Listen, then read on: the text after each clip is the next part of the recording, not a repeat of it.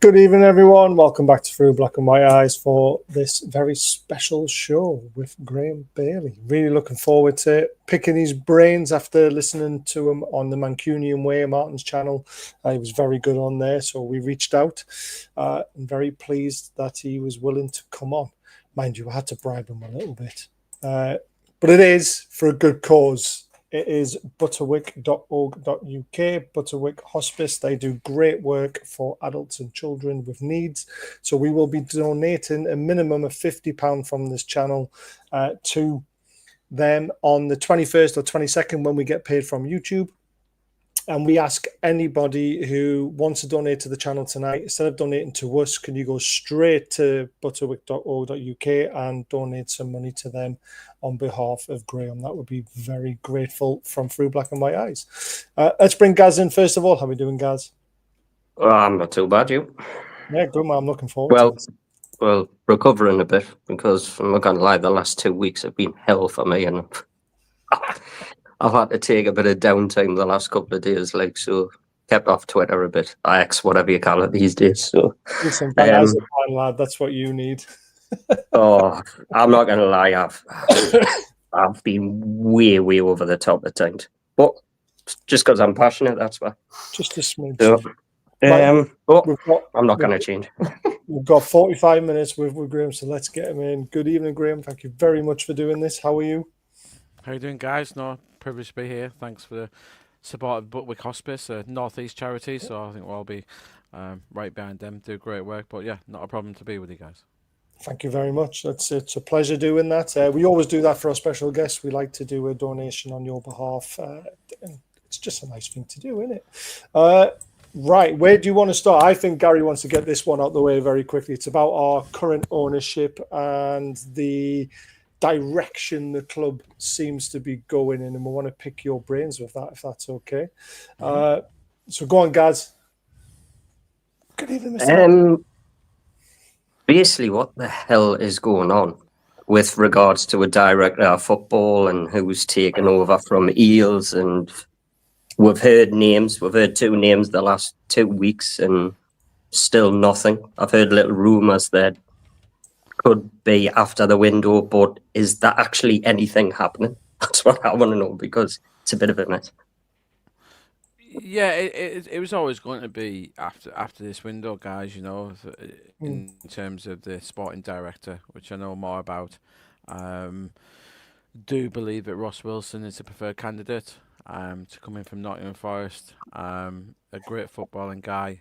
I think he'll be a thoroughly sensible choice. He's a great operator, and I think he'll work brilliantly with Eddie Howe and Andy Howe and Steve Nixon, etc., who are already in there. But he's someone who is, operated through a lot of troubled water, should we say?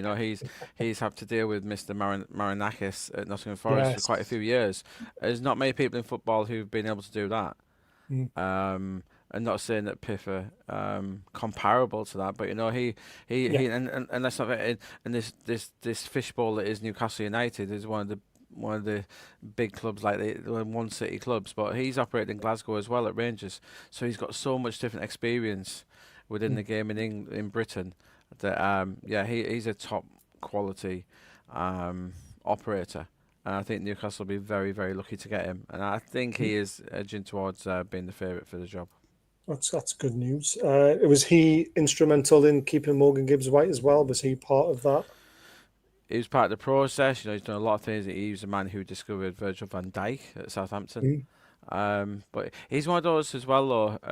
I know Ross a little bit, and he's not one of these guys who in football, and there's quite a few of these who doesn't really take massive credit for some of these things. It's more the club with him, which I think is which is a nice way to go about things. There's an awful lot of people in football who, if they're at the club at the same time as some deals are being done, they have they claim a lot of credit, shall we say?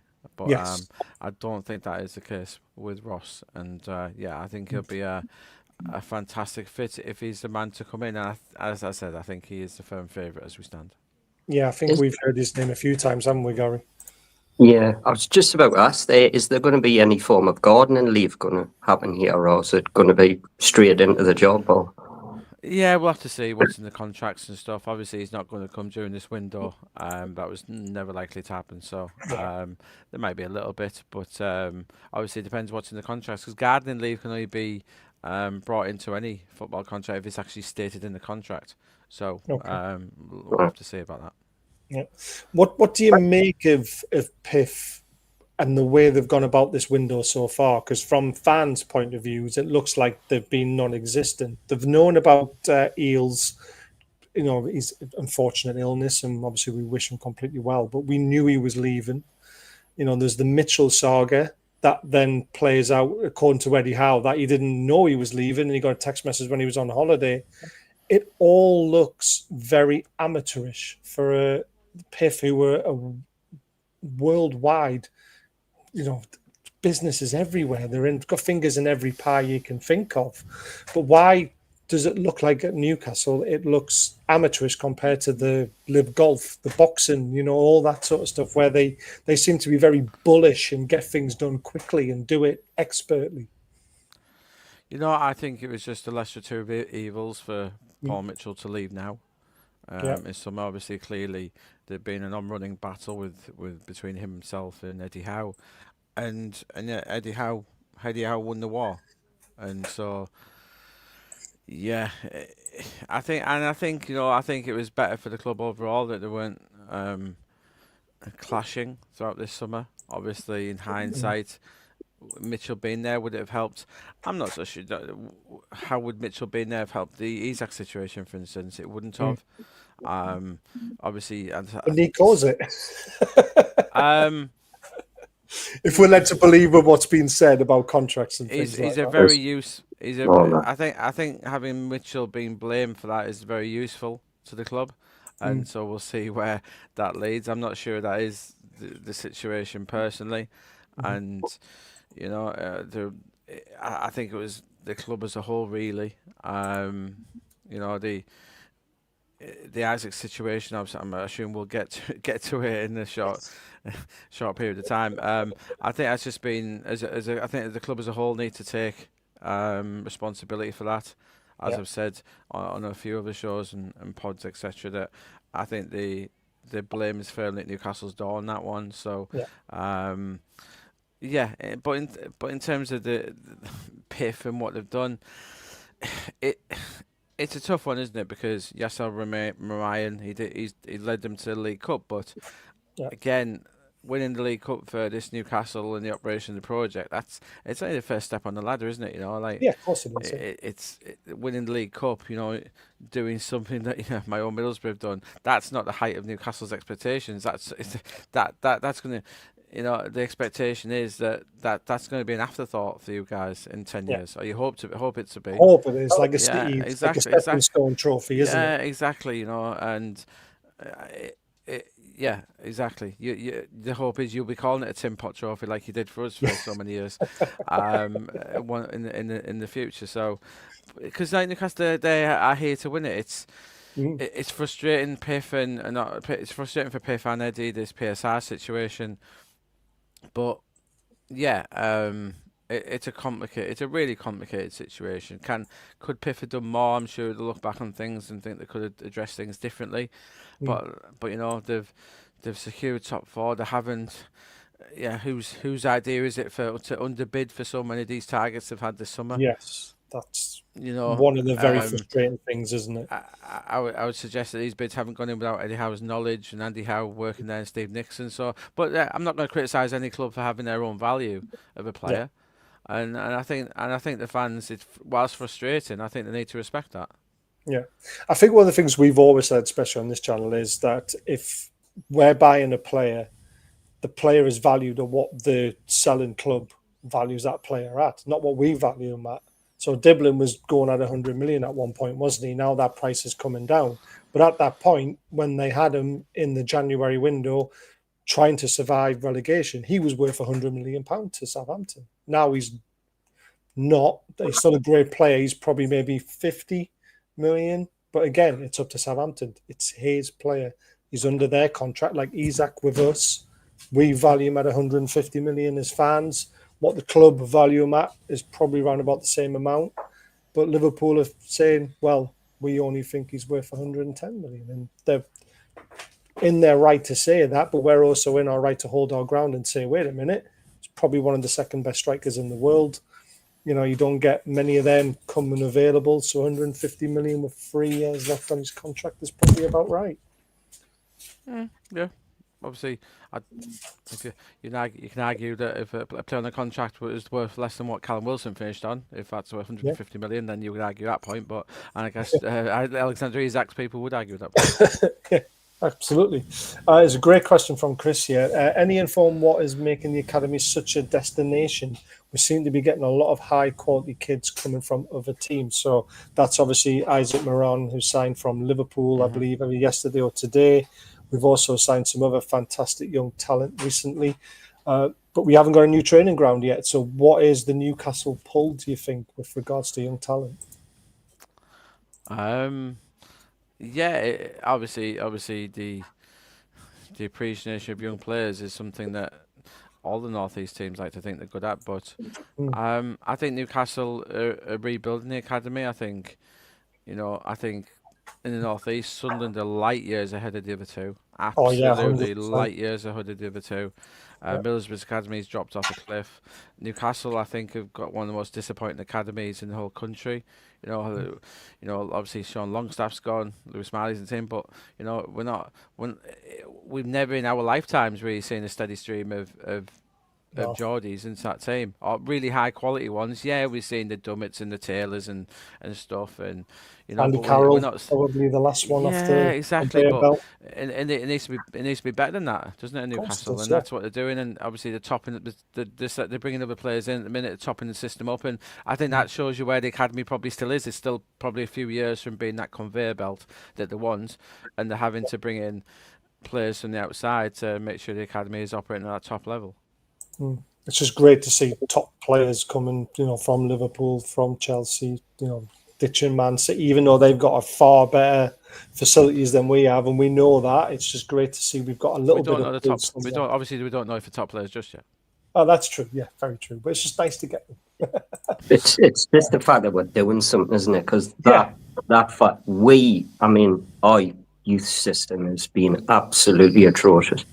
Yeah. Sunderland were picking up people like Chris Rigg and everything like that, and we were just getting nobody. Our star man for about 25 years from our academy was Shola Amiobi. I think that says enough for me. Yeah.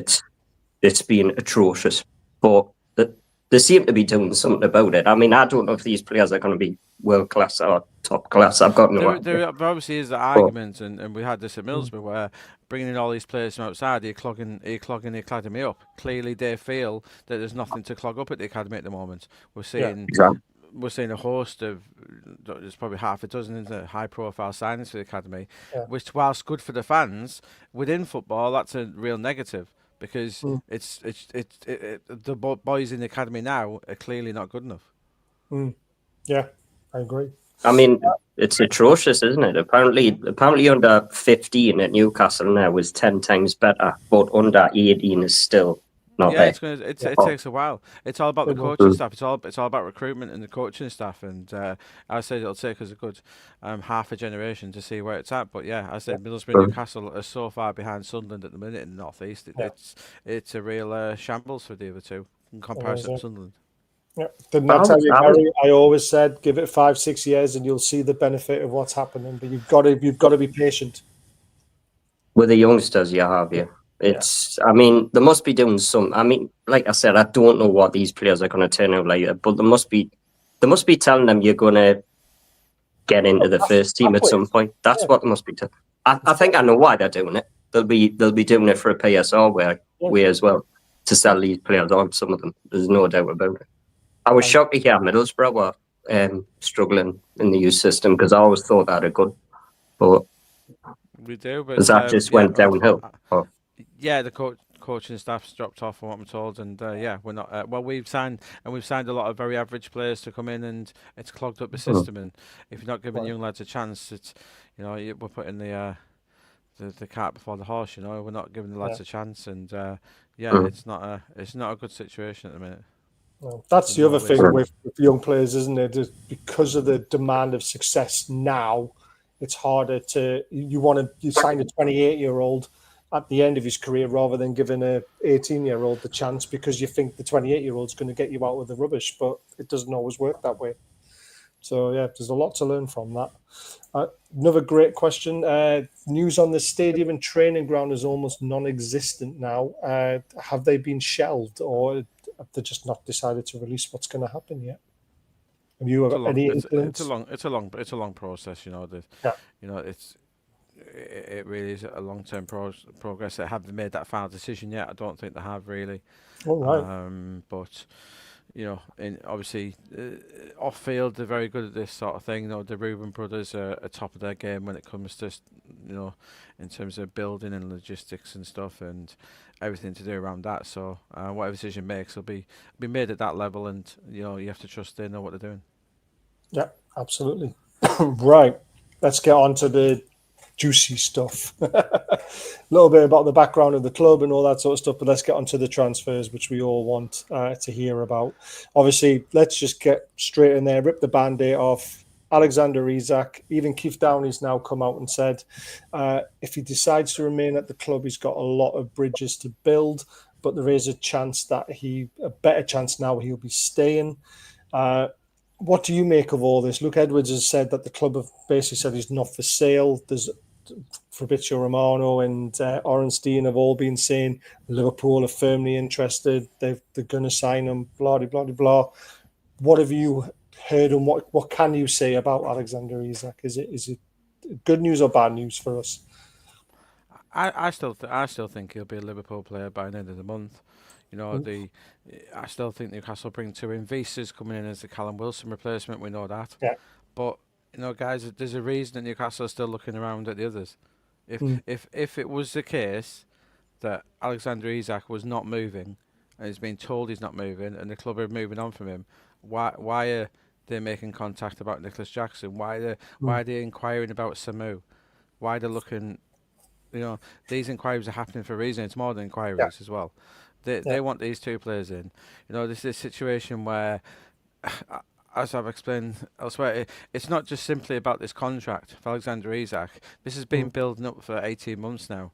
I did a story last October, which I was criticised massively for, again, by some of the local media, but it turned out to be 100% true, that he was really annoyed, and his camp were really annoyed when he didn't get that contract. And what everyone's forgetting is that Newcastle, the month before, handed Anthony Gordon an extension. Yes. And let's get this right. Alexander Isak is being played, comparable to me and you. Yeah, he's on astronomical money. In comparison to the world football, he is on a pittance. Yeah. He is on less money now than what Callum Wilson finished on. Wow.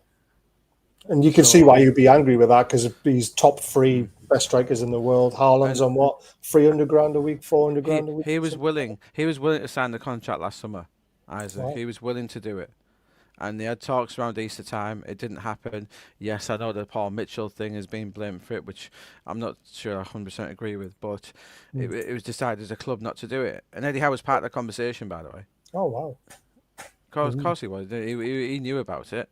And let's not beat around the bush. There's a club they decided that Anthony Gordon was the one to do. Okay. At the time, and nobody at the club batted an eyelid, the fans alike, and none of us really batted an eyelid when that happened. But that played a major part in this. And now Isak has backed himself. He's had that contract year. And now it's come to it. And, you know, there's a lot more than just demanding that money now. And it's all very well Newcastle offering him £200,000 a week. If, as we say, he's the best striker in the world, and he proved last season he was the best striker in the Premier League, £200,000 a week isn't going to do it. No, it's not a lot. It's really not. And that's the problem with Newcastle have here, that if they pay him £300,000 a week, which is, you know, to sign a contract without release clause, it would take that sort of money. Although I don't think he would contemplate signing a contract without release clause now. But if that came to pass, then the problem is the knock-on factor, isn't it? It's the Brunos and Tonales of this world who are knocking on the door, maybe not for 300, but they're saying, look, where's Matt? I should be on 250 or whatever, and it just escalates, doesn't it? And that's where Newcastle have this issue where, do you want to copy the Daniel Levy pathway of nobody on over 200 grand a week, but you're bringing relative success, or do you decide to take the club to that next level, which is where big you are paying 250, and it's a big decision by Piff and Newcastle because it's not an easy one to take. But I know what obviously clearly the fans want them to do that. I'm not sure many fans now would want Isak to get that contract, but but that's where we're at, and I said obviously if he, and I did a report a few days ago, there's no talk at the minute of a new contract. Clearly, if he stayed, I think Newcastle would remunerate him in some way with a release clause. But the player doesn't want to be here. He doesn't want to be at Newcastle. He thinks he should be at Liverpool. It was explained to me by a source a few days ago where even if the two clubs were in agreement behind the scenes, it couldn't happen because Newcastle need that other player in. This is going to get done. Here's the Wilson replacement. The second one, and the second player doesn't have to be in front of the Sir Bobby Robson statue with a scarf, done and dusted, but it needs to be somewhere down the line. We're not at that stage yet with any of these players. But Newcastle are looking. They are doing the homework on Jackson, it's Samu, and others as well. And I think you'll get one of them. I think is he one of them? Cali Mwendo, I haven't really heard much on him. I heard him before the João Pedro stuff. He was merely one who could play on the right as well. I'm not going to say definitely not, but Cali Mwendo is a good player. But I would expect more someone like a Nicholas Jackson, who I know Eddie Howe likes. And someone explained to me, I do see the Nicholas Jackson thing is he's very similar place now as to where when Newcastle signed Isak, he'd be 60 million. He's young. But he's got more to him than even when Newcastle got Isak. He's had 2 seasons in the Premier League, double figures in each. I just don't like his aggressiveness, his disciplinary record, the way he elbowed Botman. I mean, Botman's not going to welcome him with open arms. You don't like? Is that a Newcastle? You don't like his aggressiveness for a number 9? Okay. Well, I like aggressiveness, but I think his disciplinary side of things is quite poor. So that worries me. Red cards are something we don't want in games. So I don't see it with him. I think he's young. You want Eddie Howe to get a hold of him. I think Eddie Howe could mould him to be something of a new Isak, and I think that's. I think as it stands right now, I think Newcastle will get that other player. That's the noise coming out of Liverpool as well at the minute, and we'll have to see where it goes. Things can change very quickly in football, as we know. Guys, even if this happened, I wouldn't expect.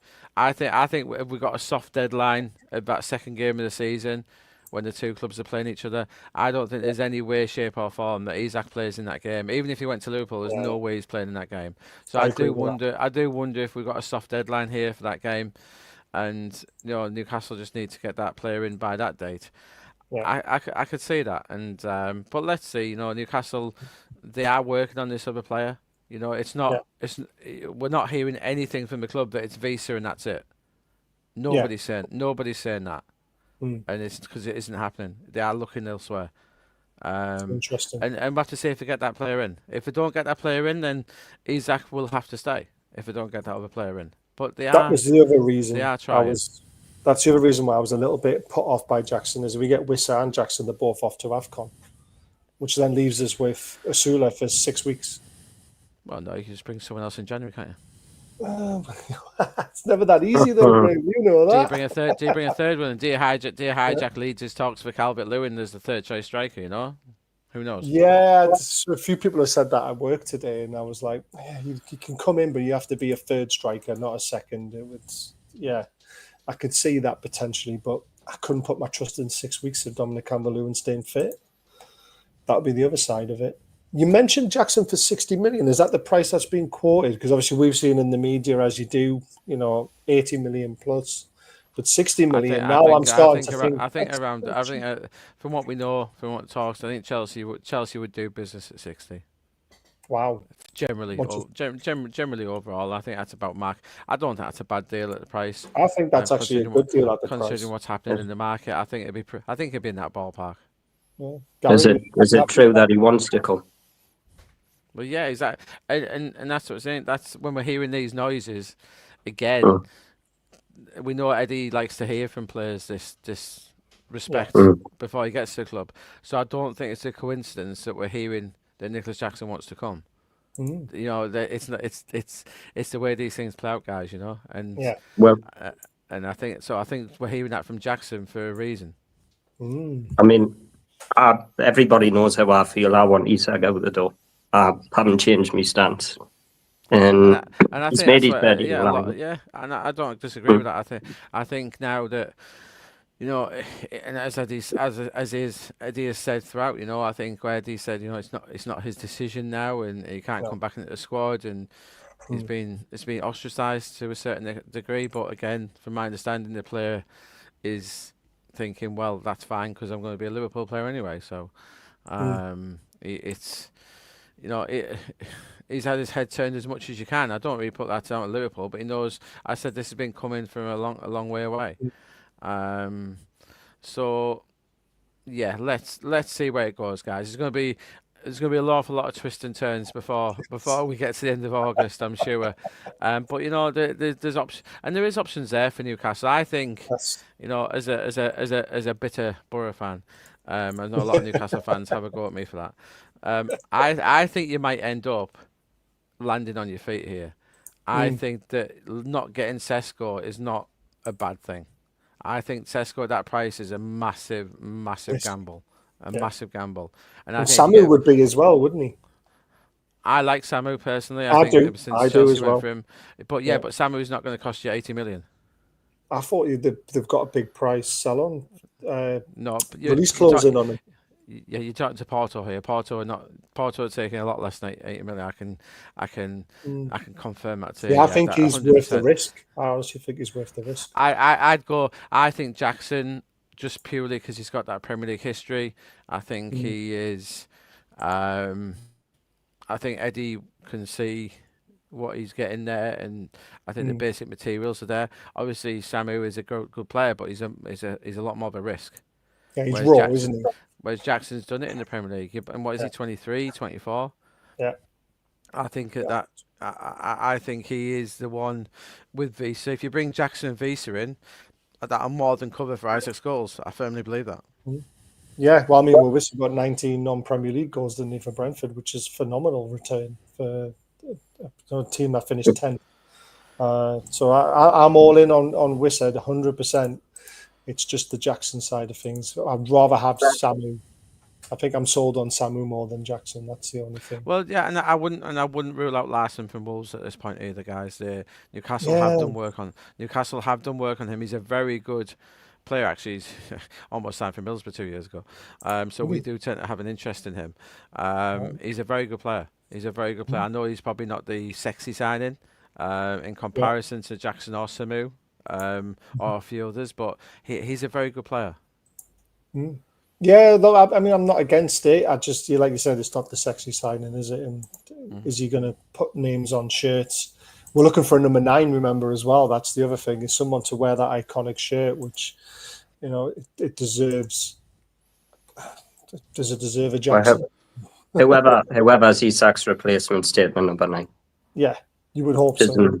If it's Jackson, he will be taking the number 9. They'll be giving him. So yeah, because that's the thing, you know. Jackson's he's seen that at Chelsea where Delap's come in and João Pedro, obviously ironic, 2 players who Newcastle liked. But I like Jackson's attitude at the minute. He's not happy where he is. He wants to move to Newcastle. I think everything you're hearing from Jackson is right. I think he's doing it the right way. Well, if you're the buying club, you're doing it the right way, aren't you? It's what you like to hear, isn't it, from players? Come and get me. Come and get me. Exactly. It's like you know, it's when you don't want to lose a player like Isak, you don't want to hear this sort of thing. But when you're the buying club, it's what you want to hear. Yeah, I absolutely agree. Unfortunately, when it comes to Isak, a little one that's popped up. It's head again this window just today. Trips to Monaco. I personally do not want to see Trippier leave. I could understand it a year ago with our PSR problems. But that's all sort of sorted now. I think Trips has still got too much to offer to this football club. Yeah, obviously Eddie stopped him leaving previously when he was almost going to Bayern Munich. So I don't think there'd be any sensing him moving it now. I don't think he'd entertain it at the moment, to be fair. Yeah, I like the sounds of that. Tino has been touted for Man City a few times this window. Is there a new contract on the table for him, as rumoured online? They do want to do a new contract with him. Obviously, Man City have seen a bit of chink in the army of Newcastle. There, they thought they could possibly get him out, which is why they made a couple of advances for him. I've written about that extensively, and Newcastle have fought that off so far. I think they will do, but I think Newcastle will reward Livramento, with a new contract. This month, probably not, but very early in September. It's these things are ongoing, so we'll see. But I fully, Livramento will be staying, and I do expect him to get a new contract. Brilliant. Do you think the Wissa deal will be done in time for him to be at least on the bench for Saturday? Because I'm very worried about Saturday's game as it stands.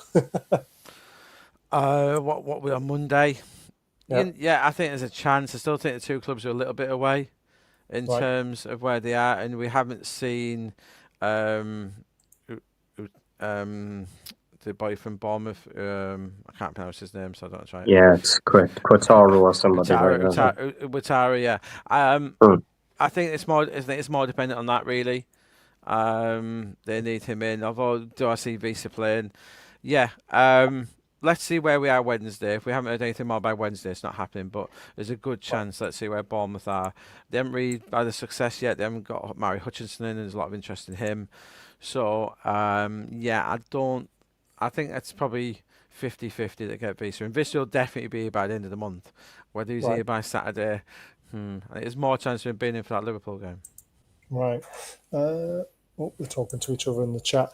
And there was one that came up there that we heard a while ago, and I can't see this ever happen, but Miley was showing some interest to Crystal Palace. There was rumours of his parents not being very happy with the way his Newcastle career was going, and that he thought his son should move on. Have you heard anything along those lines, or is that just a load of rubbish?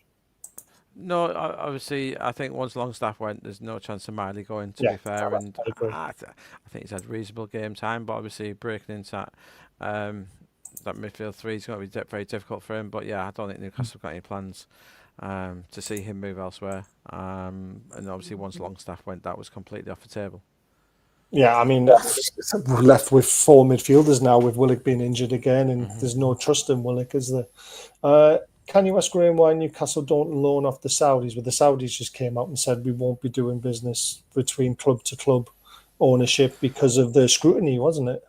It depends in terms of players who were in the Premier League before. There's obviously issues with non-domicile and tax payments and stuff. And as we've seen with the Saudis, with Newcastle, have been very reticent to come out and do anything public. Like they haven't backed Man City, who would expect them to be on their side.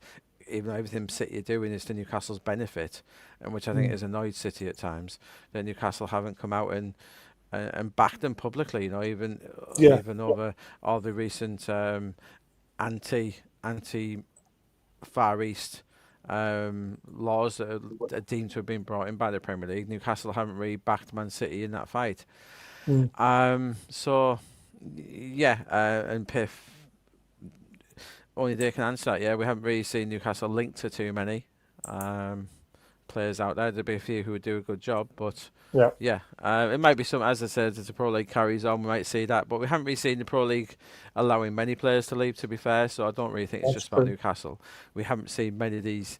I think we're good. Maybe we'll start seeing that this summer, the summer after that, we'll see a few more of these, like if the Ruben Neves of this world might come back to Europe at some point, but we haven't really seen that happen yet. No, definitely not. I mean, we've seen obviously Henderson leave because he wasn't happy. There's Mitro's one that's done these 2 years, because 2 years, isn't it, where the money's tax free or something like that. I think non-domicile, but he's next part, so I think it's slightly different for him. Right, yeah, because I mean, I would potentially take Mitro back as a short-term option. I don't think Mitro would want to come back. Really? That's a shame. He was a Newcastle fan as well. Damn it. Was he? Yeah. It's amazing how many players you signed that were Newcastle fans. Well, he was pictured when he was a kid with Shearer's shirts and stuff like that. I think he was the last of the generation where we were. Wasn't that Berbatov? Berbatov as well. No, Mitro was as well. Oh, was he? Yeah. Yeah, it's Midfield a bit could of be a tough available. horse. There's options there, but I don't think it's been seriously considered. But Yeah, it's one that Sunderland did look at. yeah, oh yeah, definitely. Paqueta, that's just a no-go. No interest in Newcastle side. I Shame. said that a few weeks ago. I checked up on it.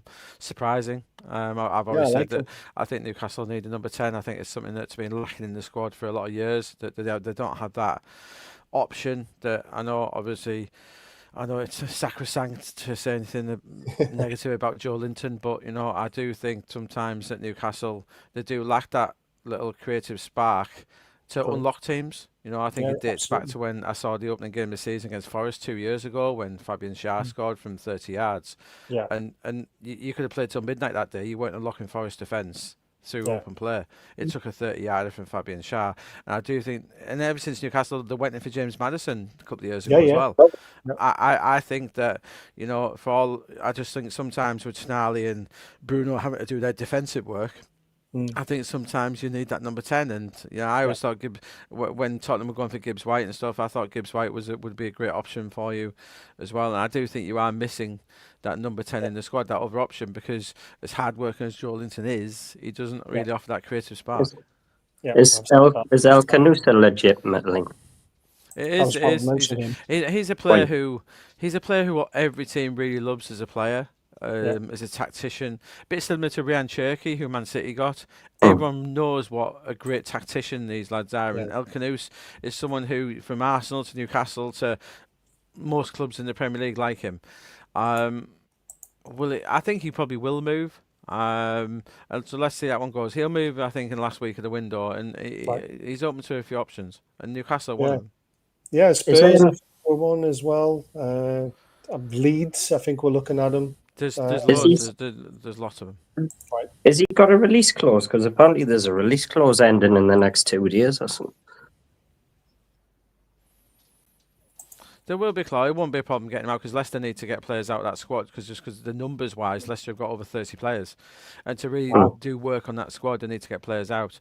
So it's not really about the cost. It's not about the cost of El Canus. It's just about where he might want to go, etc., and see what players out. So, but I do expect. I think he might leave. Like Diblin, I think he'll leave as well. So there's going to be a few championship moves come to fruition in the coming weeks. And El Canus, it looks like he'll stay in England. To be fair. Yeah. I like him. I watched him when he came on for Leicester and he started to change games and they started to look a better team. So I like him. No, he's a good man. Another player I'm surprised we're not looking at is McAtee from City. Have you heard? Yeah, anything? there hasn't really. I know there hasn't really been much I've heard there from Forest. Newcastle's end. Tottenham like him. Yeah, Forest are advanced. The bid isn't as close as what's being made out, I'm told today, but talks are positive with that. Obviously Tottenham looking at him. So yeah, nothing from Newcastle on him. But yeah, again though, but he's going to be wanting to start, guys. So unless Newcastle are going to change the system, why would he swap the bench at City for the bench at Newcastle? Yeah, no, yeah, absolutely agree, to be fair on that. What did you make of the very tactical Elliot Anderson going to Forest and us getting this Valimidis, the goalkeeper, who looks like he's finally going to be leaving the football club on loan to Villarreal, I believe. Yeah, it's just unfortunate, isn't it? It's just one of the worst deals in Premier League history, isn't it? Really, losing Elliot Anderson, who's now, he's one of the dark horses, I think, to make the World Cup squad next summer. Yeah. Forest got the real got the real bargain deal, there, didn't didn't they? it? And coupled with Minte, who, did they need to do both deals? Obviously they did. Newcastle say they do, so you have to take the word for it. Two awful deals, And to be fair, they're not the only club who've had this. We saw it with Villa, who've had to, Diaby, Douglas Luiz last summer. They've had to lose players there. Like you can argue Villa had it worse than Newcastle because at least you sold 2 squad players. You weren't in your first 11. Villa lost two of their starting 11. Yeah. So in a lot of ways, they obviously Anderson and Minty have gone on to be very good Premier League players. But at the time, Villa had to lose 2 of their starting 11. Yeah. Yeah, no, I agree with that. It's been harsh on Villa, but it's their own fault for not beating a poor Man United team at Old Trafford, isn't it?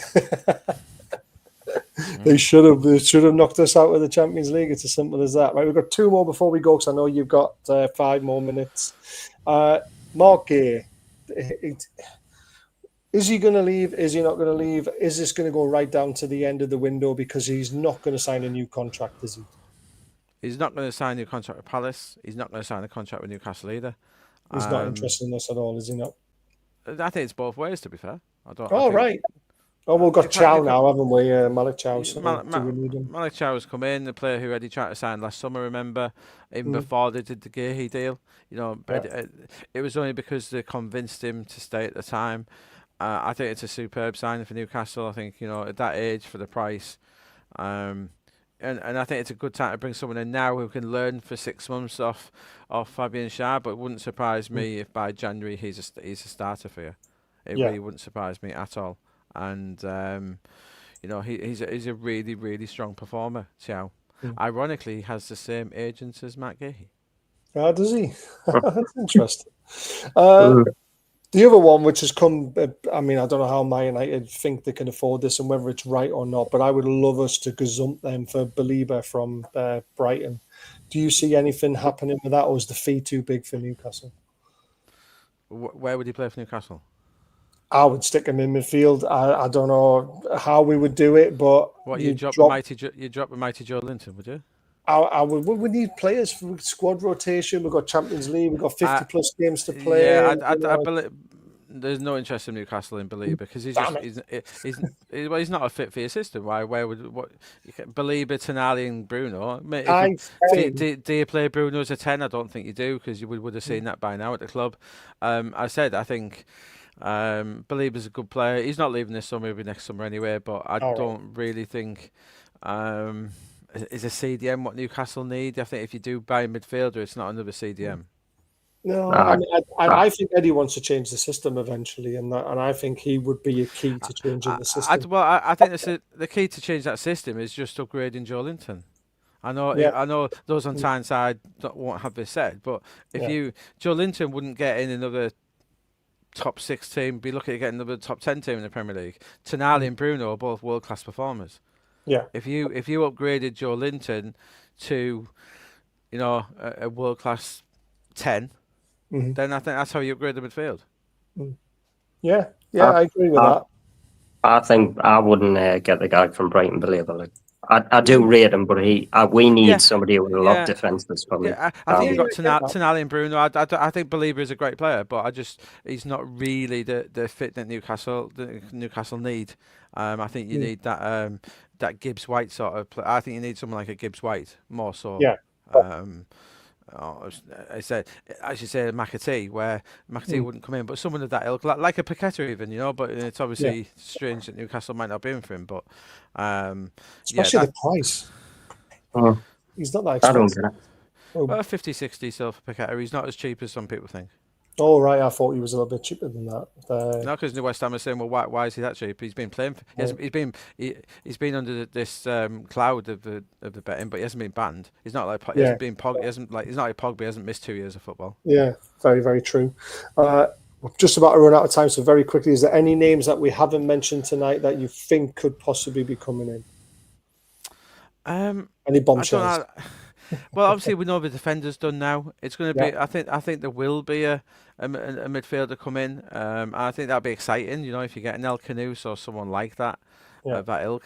I think that's a very exciting thing for you. And I think you've got to be positive. You've got to look beyond Isak now, isn't it? And I think it'll be Visa, and then you obviously you take your choice of the other striker, don't you?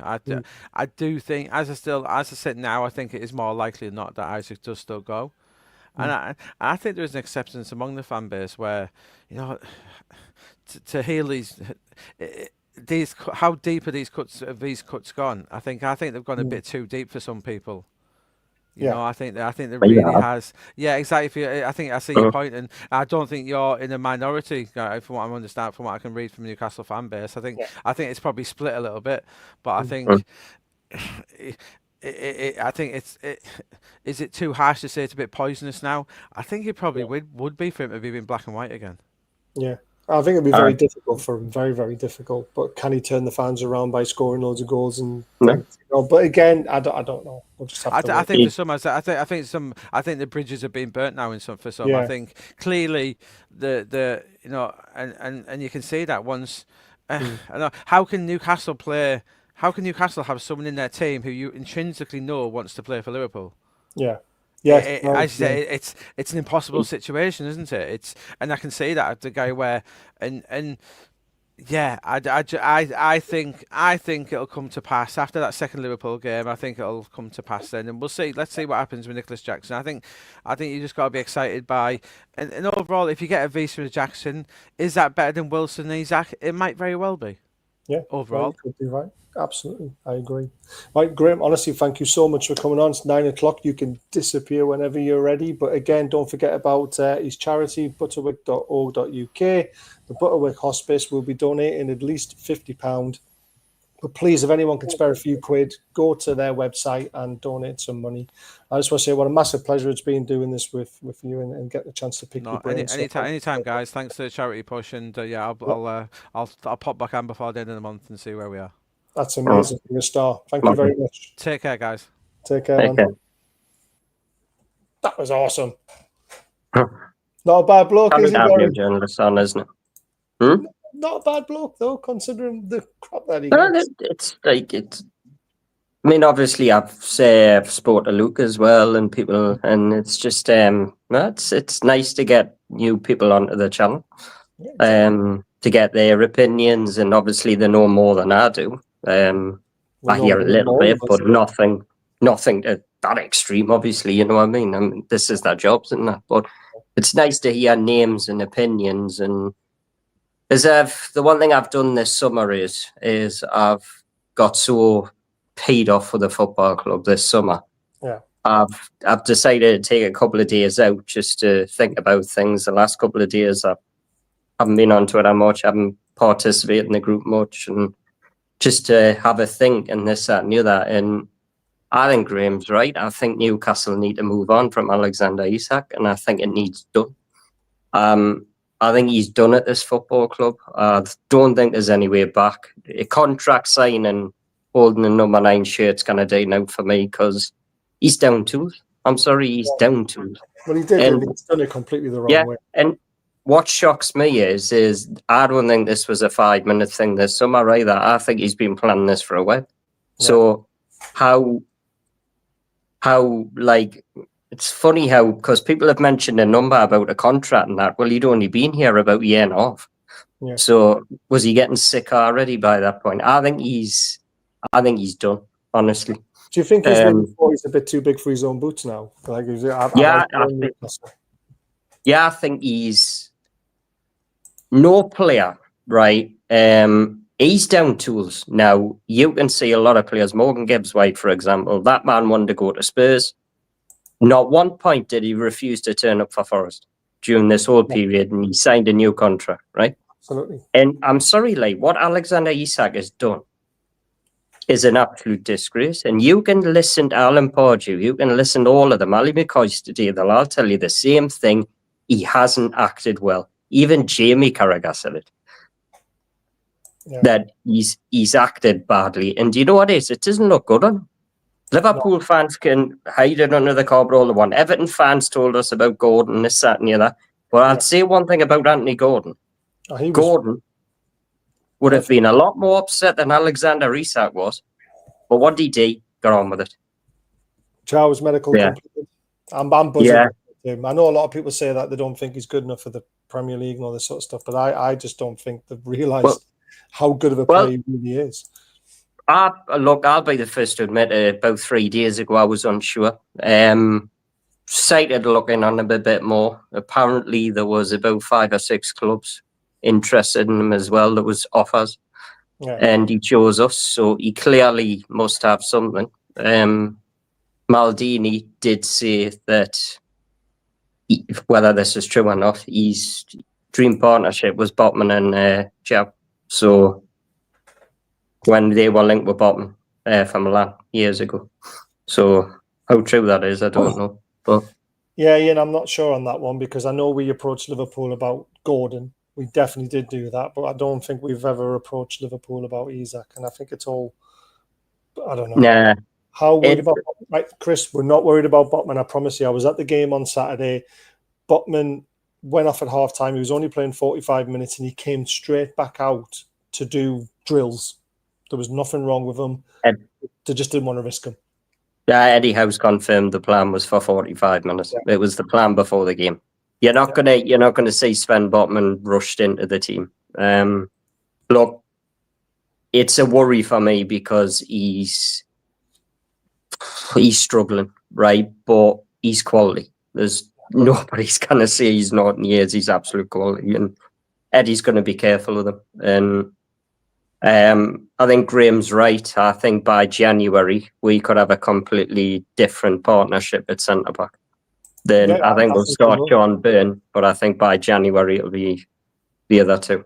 And but look, Isak might sign a new contract. I don't know. I highly doubt it. Like I wouldn't bet my house on it. But Luke's adamant that the club have said he's not for sale. Yeah. I think at the right price, he would. I think if 100%. There's 150 million. The problem is it's not just 150 million. They've also got Liverpool will also have to pay the agents' fees. The deal is really worth about 200 million, and it's whether Liverpool have got that. I'm sorry, I could be wrong here, but I watched Liverpool the other day, and if they think that another striker is needed to spend all that money, I'm sorry, they need defenders. Because as much as people are going to disagree, look, I've said it. I love Dan Burn, I love Fabian Shaw, but you're going to see it this season. You're going to see a decline. Yeah, it's going to happen because of their age. I'm seeing it from Van Dijk. He was at fault for not his own, completely him for the second goal, but he was at fault for both goals. And the decline's starting. And Canardi is another one. He's a similar one. Won't sign a contract because he doesn't want to go. He's thinking about Madrid and all that. There's another one. They need defenders. Yeah. And I wouldn't be blown 150. I mean, if they want to do that, let them do it. But I don't understand. I could be wrong here. It doesn't get reported at all. I know swaps for PSR and all that malarkey. I know that. Yeah. But I still don't understand why Liverpool haven't said 125 Harvey Elliott. Yeah. I think Newcastle would be tempted with this. I really do. Or not Harvey Elliott, somebody else. Because that's like 175 million. Yeah. And I think Newcastle would be tempted with it. And it's just, there's bound to be players that, look, Curtis Jones I'm not saying Curtis Jones is like somebody I would want at the football club. I'm just saying, I think Eddie Howe would like him. Yeah. I think he's an Eddie Howe type of player. And there's definitely players they could offer. And I wouldn't be surprised to see something come out where they try to include a player in the deal, because this is going to cost a fortune. But Isak's timing is just stupid. It's wrong, to be honest. With this, I sort of agree with you, David, but then the value maybe goes down a little bit. I don't know. Where would Harvey Elliott play? Squad player. He could play on the right. Squad player. Midfield. He plays at 10. We need a squad right now. And look, oh God, I can't believe I'm gonna agree with Graeme here. I love Joe Linton, but I get where he's coming from. I've heard this a few times. How many times has he said it? Yeah, Joe Linton. Well, I love Joe Linton. Do you know what it is? I will love Joe Linton when the D retires. He's a brilliant footballer. But maybe I said this at the start of the season. I can see one more year. Yeah. And we might see him go, or we might see an upgrade. We might see him go to Saudi or something like that, especially if the rules are relaxed a little bit by then. Is he warming to the tune yet? So he watched about 10 minutes of football, then got his pad out and drew loads and played with his cars. So I am still trying, Jules. But he loved the day because he loved going on the train twice and all that sort of stuff. Jackson's got ability with Chelsea, expecting too much. He's still a young lad. How can do a lot with him? 60 million according to Graeme. Right? This is where I want to debunk a little bit. the way he was talking about Jackson, it sounds like it's a bigger possibility than we all thought it was. Because we've all been reading stuff and thinking, nah. But him to say that, they've put in big inquiries about him. The players come out saying that he would like to come to Newcastle. That to me says that deal's a lot closer than what we think it is. And and we did mention it live when we were doing it. You lose Jackson, you lose Whistler at the AFCON, we're in trouble again. Yeah, that makes no sense to me. Yeah. You can only have one for me. And as far as I know, Vissa's the one that's advanced. True. But then again, things can change. Things can change at the drop of a hat in football. It happens a lot. And I definitely wouldn't rule out the Porto lad. The problem is we're trying to replace, as much as I can't stand the bloke anymore, we're trying to replace a top goal scorer here. Now, the Porto lad has got massive potential, no doubt about it. I'm telling you now, seeing little similarities to Didier Drogba. Now, if he turns into half of the player he is, then we've got a player, if we get him. But is he going to come in and score 20-odd goals in the Premier League? Probably not, right? Doesn't happen very often. Just keep talking. I'm just going to put some things on the screen. Right. So basically, we've got a decision to make. Do we go... I mean, you can rely on Johan Vissa, there's no doubt about it, because he will get you goals. But it is a risk buying him, whereas Jackson's less of a risk. Yeah. But, I mean, I was completely against Nicholas Jackson 3 days ago. I've warmed to it a bit more, because I do think he is a good player. He has scored goals. He has assisted. He does get involved. He's a pain in the arse. Yeah. But I don't know. I think buying 2 players going to the AFCON is just completely ridiculous. I can't see it. I can't see them doing that. It wouldn't make any sense to me. That's going right into the... I mean, when is it? January? Yeah. Something like that. I mean, no, it wouldn't make any sense for me. It just wouldn't make any sense. You've got Osula. I mean, the one thing I disagree with Graeme, what he said was we will not buy another striker in January. They're not going to do that. So they're going to go into the period with Osula if these 2 are signed and go to the AFCON. Like I said, it'd be very unlikely we sign another player in January because it's so hard to just sign one now. We've had one 8 weeks. I think Newcastle's days of working in the January market are gone. I don't think you're going to see much. Any Premier League club, it's gone. Nah, they might as well scrap the bloody thing. It's a waste of time now. But it's look, the Isak situation. I keep hearing this that it'll be like dealt after Newcastle waiting for a replacement. This, that, and the other. This Isak thing needs sorting out once and for all. Isak reminds me of Nicholas Anelka, what he did at Arsenal and Bolton. Yeah. Look. He hasn't. I don't understand Isak. I really don't. I mean, you want to. It was. I never once thought, right, that Alexander Isak was going to spend the rest of his career at us, right? Absolutely not. Said that. No. Did I expect him to leave the club this season? No, I didn't, because I thought he would have used his brain and realised there's some major clubs wanting strikers next year. Yep. Now, all he had to do was have a good season with Newcastle. He was playing Champions League football again. And you're going into a World Cup year.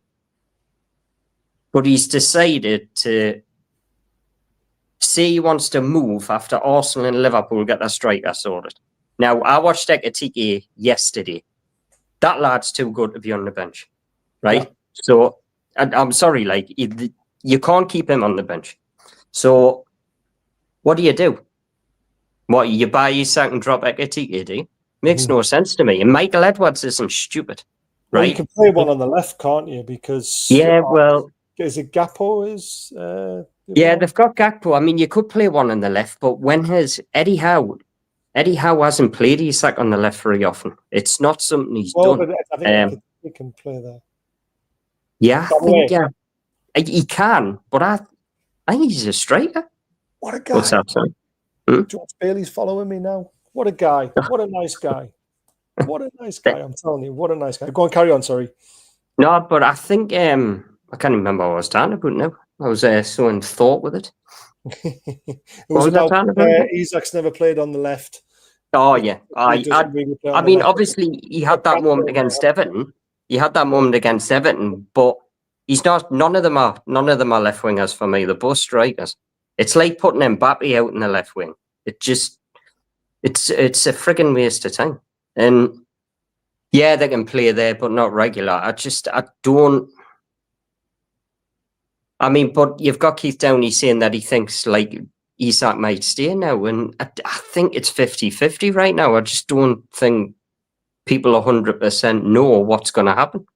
The one thing I do know is make them sit in the reserves or on the bench and say you should yeah, have did and make them want to play for Newcastle again in a World Cup. Yeah, it's one of those, isn't it, where you just don't know. I mean, 2 seconds, Baz. I'm getting shouted at. I'll be back in a sec. It's all right. I've got a few things I want to clarify on here anyway. So this one come up from Charles. Very few people have spoken about Real Sociedad's role in this saga. I've spoken about it quite a lot, to be fair. They've got a 10% sell-on fee of everything over 70 million. We still owe them 32 million. So potentially any deal for Isak would probably, if we get to 150 million, 40 million of it would be going to Real Sociedad. I don't know how the payments would be structured, but that's what we would owe them after we sold them. So yeah, I'm fully aware of it, and I'm sure I've mentioned that quite a few times, to be fair. What else have we got? We had a phenomenal January a few years ago. We did. That was 3 years ago now, wasn't it? Was a risk buying Isak. His goal scoring in Liga wasn't great, and it wasn't as bad as what people make it out to be. He still scored 33 goals in 3 years in La Liga, so it wasn't that bad. He just had a bad season before we bought him, and that's because he lost his link-up play, player that fed him a lot, so that didn't help. Yes, the channel. Sorry, Jules, I should have had that on the screen tonight. There is a Through Black and White Eyes Super 6. If you would like to join it, please do so. I can't be in it because I cancelled my Sky Bet account and then they've closed my Super 6 account, the little rascals, which is a bit of a shame because the Super 6, I think, is absolutely brilliant. But Jules has set one up. You just got to ask us for the code and we can sort you out. Romano has been down in Newcastle since he got the João Pedro thing. Oh, yes, he has. Another thing that no one is talking about, being a World Cup, yes, some players won't want to move in January. Yeah, that's true. They might want to move in January, though, because they want to get game time, I guess, is another way of putting it. Yeah. We also tried to sign Nekateki as a second strike. We tried to sign him twice and we failed, which is a bit of a shame. There's the pin number. So if you want to join the Through Black and White Eyes Super 6 competition, there's no prize, just for fun. For giggles, I'll try and get my missus's account to log into it so I can play as well, because I do like the Super 6. And it is free to enter, and you could win like £1 million if but not many people do it. I don't get Isak. How can you go from loving life? Yeah, this is the thing that really peeves me off, Gary, is that everything that he said on the microphones and the celebrations and all this sort of stuff, he's talked about, his life in Newcastle, he loves it, and then suddenly it's, I've been feeling like this for 18 months and I want away. This is what I don't get, how good of a liar he was, if this is true. Yeah, he's, I was thinking about this, he's just lied through his back teeth. He's a good liar, because Jesus. He's completely, he's just lied. It's plain and simple. I don't think there's anything else. His head was turned like 3 months ago, was it? His head was turned in March. 18 No, months ago. no. Like Graeme said, he mentioned this. He mentioned this a while ago that there was an issue where Isak was wanting a new contract, and he said he would have signed the contract, but I don't think I think he's just been lying. After the cup final, do you know what it is? I thought his performance has dropped big time. Yeah. I thought it was an injury. Have said that, to be fair. Mm. And now I'm starting to think, remember at the end of the Everton game, Isak apparently was talking to people in the crowd going, what's the other score? Are we in the Champions League? Are we not in the Champions League? Maybe he was thinking, please, Villa, I hope you've won at Old Trafford, and then I might get my move a little bit easier. Well, I mean, that was just a little rumour, wasn't it? Celebrate. I know, but if it's been 18 months, Gary, this is all starting to make a little bit of sense, isn't it? Well, I mean, it was a little rumour that was spread on Facebook, I think, but if that's true, I'm sorry, like, ban him his move and keep him in the reserves by his replacement. Yeah. I'm sorry, like, if that's true.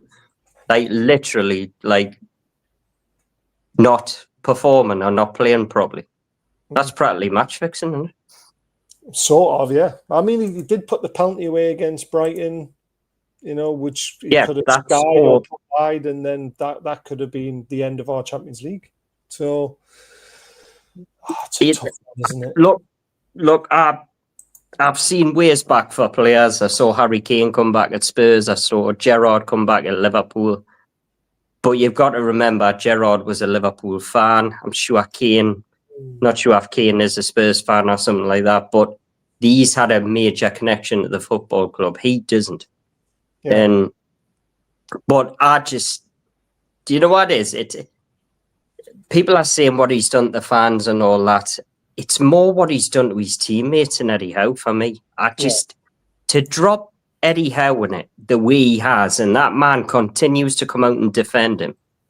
And for what Eddie Howe went through 3-4 months ago, it's just how he can do that to him is just beyond me. I just don't agree with it. He's freaking awesome. Oh, this one's brilliant. If I said to my missus, I want to explore my options, I'd be asked, I would tit in knee time off your pop. Well, but the timing was just ridiculous because I'm not saying Ekitike would have come, but we could have had Ekitike now. Yeah, so why has he done it now?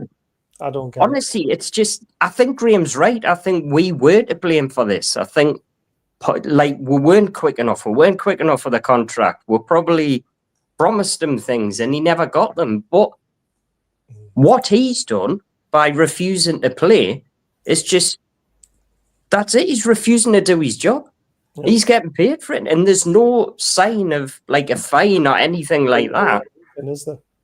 And it just doesn't make any. He's not going to hand a transfer request in because it's all down to loyalty bonuses and stuff like that. So he's not going to do that. Yeah. And Graeme's right now. He'll never turn up at St James's, even if he signed by Liverpool tomorrow. He will never. He'll have a little injury. Yeah. For that game. I agree. Because he'll not turn up. I don't think Slot will want him. They'd probably look. Slot will look and can. You know what it is? We'll rile that crowd up to the hill there. It'll be a nightmare to play there on a Monday. And it's but to go. Do you know what annoys me? I'm trying not to let this annoy me, but he's part of that cup final win and all. That 70-year thing that we broke. Yeah, exactly. And he's part of it. Yeah. So now every time we watch that cup final, we've got to watch him. And and it's like, you know what it is? It's just like, you could have left the right way and you haven't. You've tried to get out the wrong way and you should have done it at the end of May. Yeah. And I just get him out the door for me. I'm done. Honestly, I'm done. As long as we get a replacement, because to be honest, I'm saying as long as we get a replacement, is he going to play anyway? Yeah, true. He might as well be at the door anyway. He's not playing. Yeah. So Interesting. Right, I've got to say, Chris has said the Aaron Shearer signed shirt I won on your raffles. You can have it for another of your raffles, mate. Chris, that is an unbelievable gesture, but you won that shirt fair and square, mate. I can't take it off you. But if you do want to donate it, drop me a private message and we'll discuss it, because I just think that's a bit too generous, and you won that fair and square. So we've got other prizes for raffles. So, you know, I promise you I've got quite a few prizes for raffles, and I'm hoping to get more, but ones that people haven't won. Even though he was able to sacrifice the his qualification shot was doing simple as, so yeah, I don't know. Right, anyway, I've got to call it a day there, because it's been a long one. We've done an hour and 10 minutes. I hope you've all enjoyed it. I hope we've got all the right questions. Yeah, just drop me a message on Facebook or Twitter, whatever. We'll have a chat about it, but it's like, or text, whatever's easiest, Chris. But yeah, I hope we've got all the questions out there that you all thought would need asking tonight. I think we covered everything, didn't we? There's bound to have been something we missed. I can't think of anything, but I mean, we covered most of it, but there's. But I'll come off in an hour and I'll be thinking about it, and I'll think, definitely was going to ask that. Like, but I think we tried to cover everything as best as we could. Don't forget, guys, tomorrow night, though, I will be on the Mancunian Way channel. Our first episode of Oil Brothers will be live 8:15, and then we'll be sharing it between the two channels. We love Martin. He's a quality guy, and obviously he's seen everything that we're going through now. And I just think we've got to stick together as Oil Brothers. So tune in on Martin's channel, Mancunian Way, for that tomorrow night. And then we've got a fans forum on Wednesday night. So if anyone wants to be a guest on that, please drop me a private message. I think we've got 4 people so far lined up for it. So I'd really like to get some more on, a couple more on. So if anyone would like to come on live and talk to us about the passion of Newcastle and answering some silly questions, you know, drop me a message. And then Friday, football's back. We'll be talking Newcastle against Villa. So keep an eye out for that as well. I suppose my missus doesn't even like football, but she watches the matches with me. I'm not there. Even she said Isak was shit last game of the season. Brilliant. You're actually right. But anyway, guys, thank you for coming on. I know you were a little bit like, do I really want to? But I think you enjoyed it in the end, didn't you? It's not that. I'm just... I'm a bit of a mouthpiece at times. I can't help me. When it comes to Newcastle, I just can't help myself sometimes. But it's like, if I just sit back and like listen, but I've took a couple of days off and just sat down and thought instead of jumping in. But, I love it.